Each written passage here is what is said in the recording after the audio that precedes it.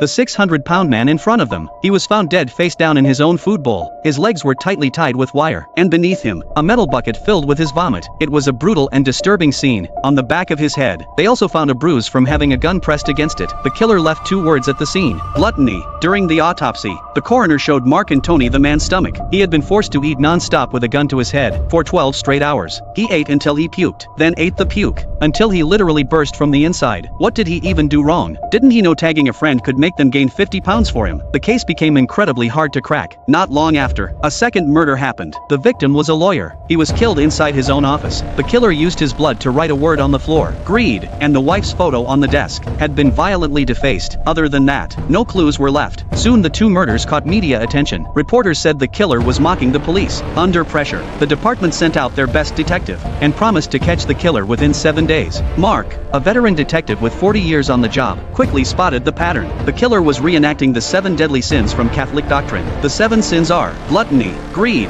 sloth, envy, pride, lust, and wrath. That means 5 more murders could be coming, and with only a week left until retirement. Mark clearly didn't want the case, but the younger detective Tony had never dealt with a case like this before. He was completely lost, with no better option. He invited Mark over for dinner. After they ate, the 2 had a great talk, and Mark finally agreed to help. He thought the lawyer's wife could be a lead, so they brought the crime scene photos to her. She noticed one painting in the office had been hung upside down, so they headed back to the law firm. And sure enough, behind the painting they found fingerprints on the wall. They didn't belong to the lawyer. The killer had arranged them to spell out the words, "Help me," a direct taunt to the police. They ran the prints through the database overnight, and quickly matched them to a suspect.